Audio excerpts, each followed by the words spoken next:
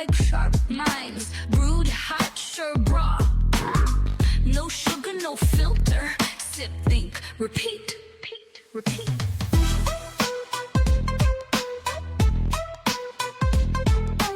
Okay, let's unpack this teen television series. Yeah.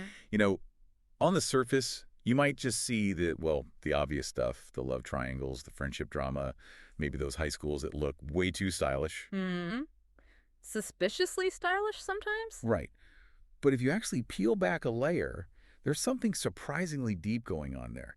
These shows are actually pretty powerful culturally. Yeah, it's fascinating how they work as these cultural barometers. They seem lightweight, but they really capture the specific hopes, the anxieties, even the contradictions of a generation. They're like snapshots of an era. Exactly. And that's really our mission with this deep dive. We want to get into that multifaceted world of teen series. Mm-hmm. We'll look at how they mirror society, Mm-hmm. the psychological effect they have, the big money behind them. Yeah, the whole economic engine. And we've got a really interesting case study later on, Riverdale, which Oh, we'll get to that. Oh, we will. And it ties into the bigger picture, right? These shows aren't just passive entertainment. They're sort of active tools for identity exploration and, frankly, massive commercial operations, often in ways you don't immediately notice. spot on. So let's start with that idea, teen series as mirrors of society. It's pretty unique how they manage to capture the feeling of a specific time, isn't it? Absolutely. And you can see it clearly if you contrast different decades. Think about the 1990s. You had Beverly Hills 90210. The classic. Totally. It kind of set this aspirational template, didn't it? Really reflected that maybe optimistic economic mood of the time, even if it was totally unrealistic. Yeah, tanned, beautiful teens played by 28-year-olds Right. solving all their problems in 45 minutes. Exactly. That illusion of a golden youth. Very digestible problem. But even in the 90s, things started getting a bit more introspective. I'm thinking Dawson's Creek. Was that a direct reaction, maybe? That's a good question.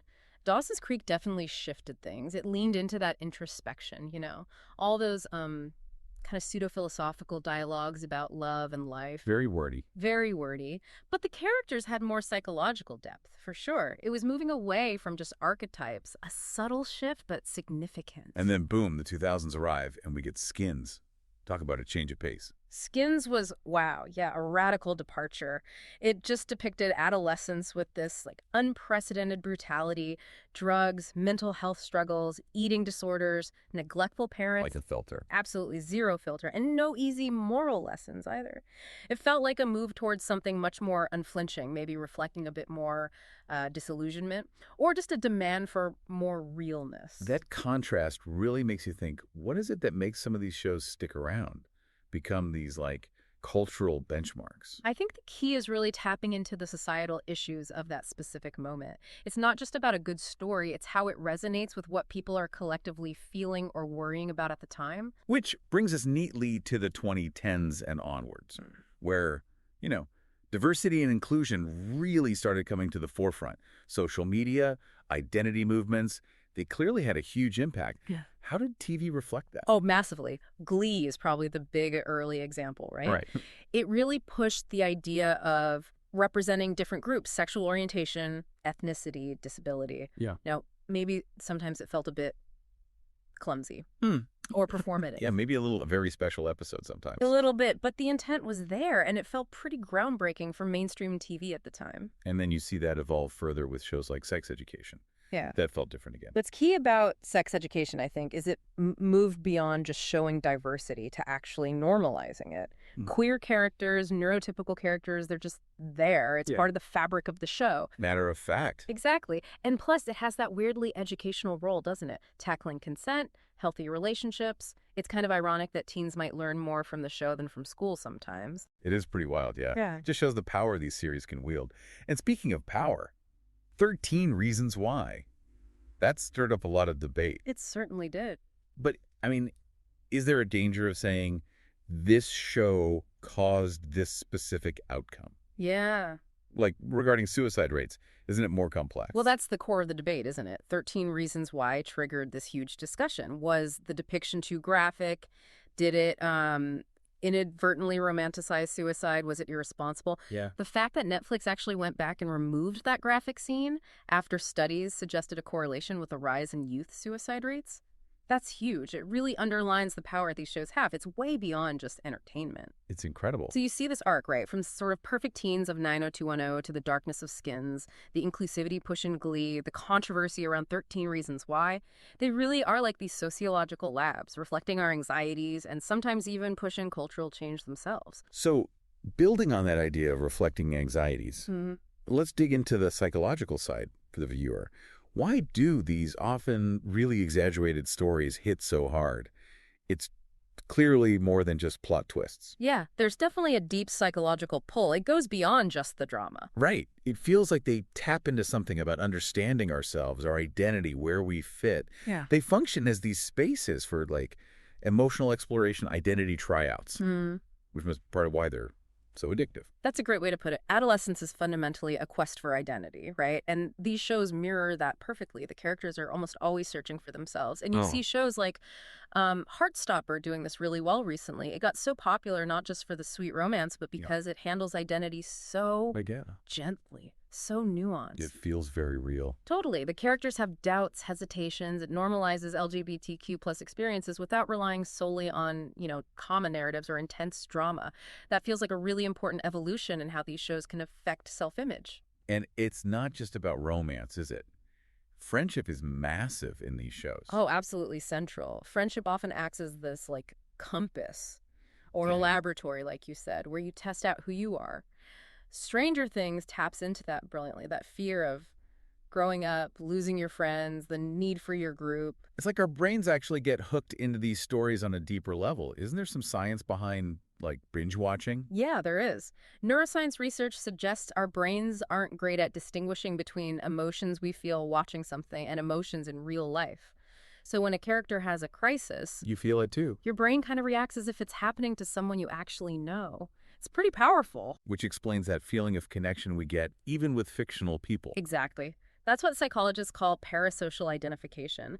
It's this phenomenon where we develop these, like, real feeling emotional bonds with characters. Sometimes they can honestly feel stronger than some real life relationships. It taps into our basic human need for social connection, and our brains process these fictional interactions in a similar way. It explains why you feel that, like, genuine sense of loss when a show you love ends. It's like losing friends. I definitely remember the OC hitting like that. Seth Cohen, Ryan Atwood. They seem to cover so many bases of being a teenager. The OC was huge for that. Those two characters, the sarcastic geek and the troubled outsider, they were different, but together they captured something a really broad audience could connect with. You saw yourself in one or maybe a bit of both. And it's funny, sometimes you connect even when the setting is totally unrelatable, right? Like these super elite school shows. Precisely. Take Elite. Most of us didn't go to a hyper-exclusive Spanish boarding school. Definitely not. But the dynamics, the jealousy, the ambition, the rivalries, the toxic relationships, those are universal human experiences. So the emotions feel real, even in that heightened world. So it's like we're watching to feel things without the real-life consequences. That's the idea of catharsis, yeah. Going back to the ancient Greeks, drama lets you process emotions vicariously. You watch these characters go through intense stuff, and it lets you feel it too, but safely. It can be like pop therapy, maybe. Pop therapy, I like that. Even a show like Skins, which was so dark. For some viewers, seeing those struggles mirrored on screen was actually a relief. It gave them words or images for things they might have been feeling but couldn't express. Oh, okay, here's the tricky question then. Are these shows actually helping us understand our emotions, or could they be, like, amplifying them, making things more confusing? That's the million-dollar question, isn't it? And it brings up the whole issue of responsibility. There's definitely a risk of over-dramatization. Right. Like we talked about with 13 Reasons, why that feeling that every small interaction could have these huge, irreversible consequences. Does that reflect reality, or does it just ramp up anxiety? It's a fine line. It is. Creators have to balance telling powerful stories with, not sensationalizing suffering in a way that could be harmful, especially for a young audience still figuring things out emotionally. Representing versus romanticizing.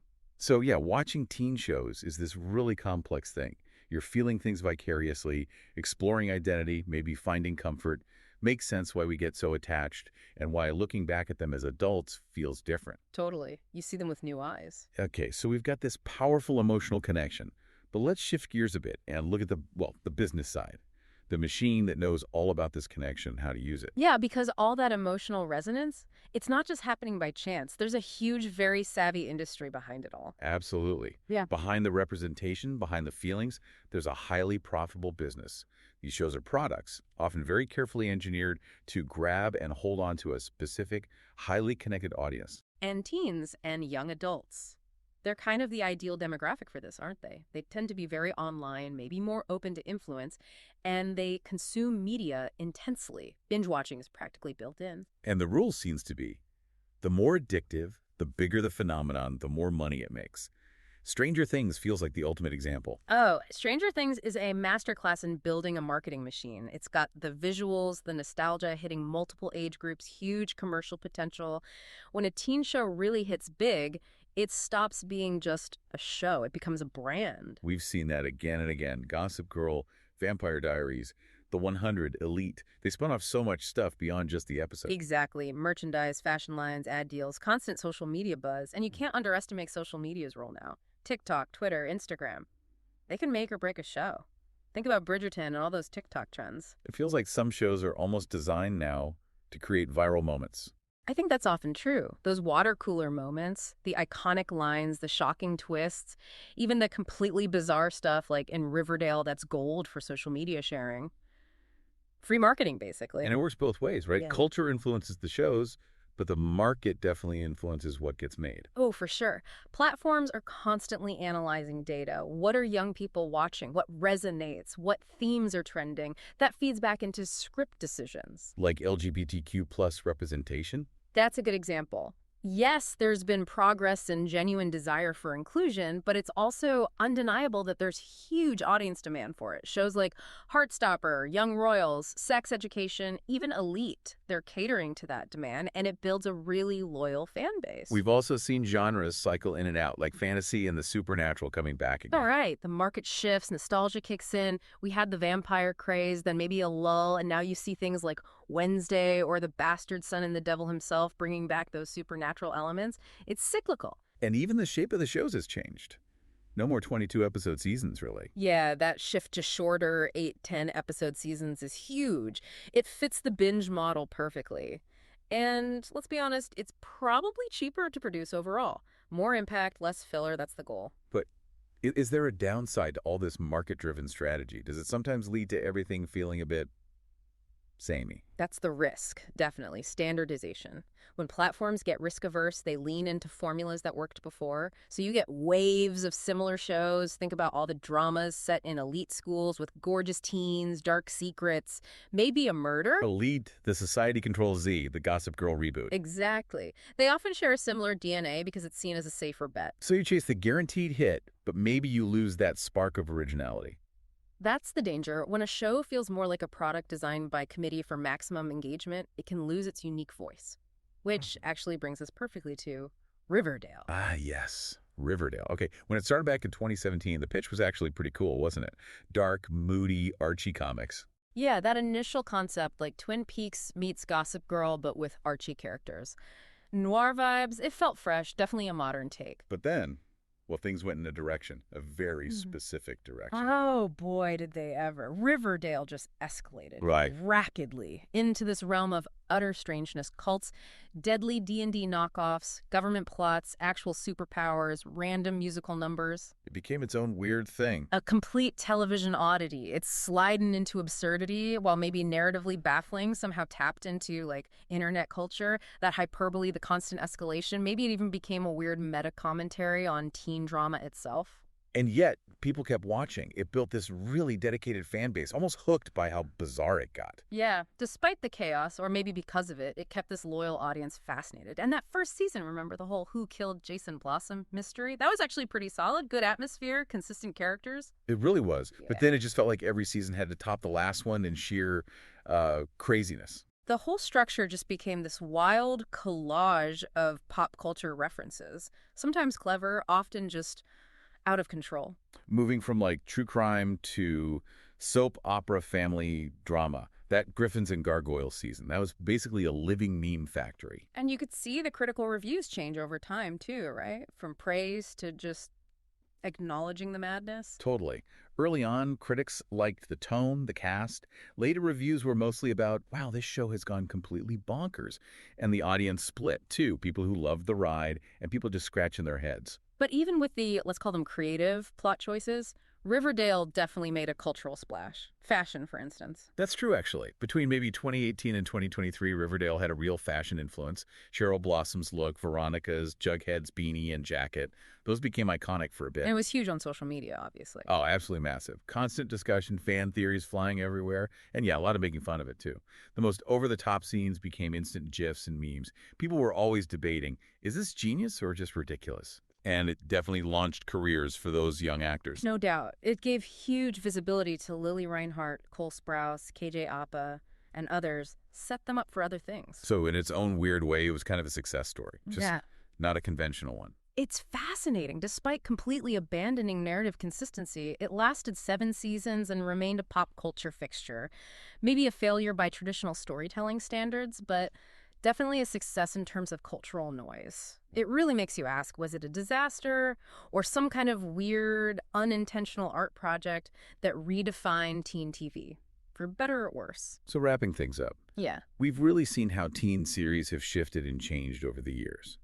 But they always seem to have this knack for capturing the zeitgeist, right? Through the stories, the characters, the look, reflecting what society's grappling with. If we connect it back, yeah, it's clear they're doing much more than just entertaining. They're actively involved in shaping identity, influencing trends, social norms, being platforms for big topics, diversity, mental health, sexuality. But we also have to remember, they are often hyper-formatted products. Designed for engagement, designed for profit. It's both things at once. And the way they influence things has changed too, hasn't it? Definitely. Maybe 90210 or Dawson's Creek mostly reflected aspirations. Now, shows can have this much more direct, immediate impact, driving social media talk, fashion, changing how we see social norms.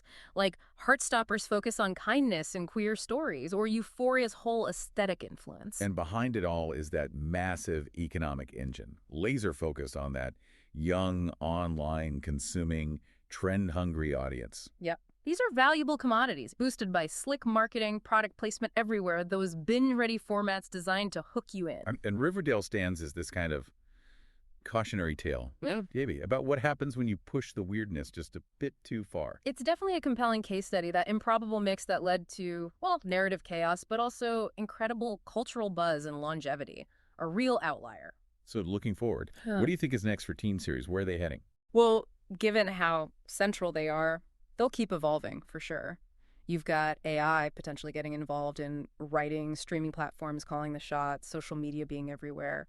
Things could change really fast, I think. New formats, new kinds of stories. So maybe the next time you, the listener, find yourself hitting play on a new teen drama, it's worth thinking about it not just as a show, but as this really interesting lens, a way to see how a generation views itself, what it hopes for, and, what the industry wants to sell at. So here's something to chew on. What parts of the teen shows you're watching now do you think people will look back on in, say, 10 or 20 years as being really revealing about this particular moment in time? Cappuccino, white crop, mines, brewed hot, served raw. No sugar, no filter, sip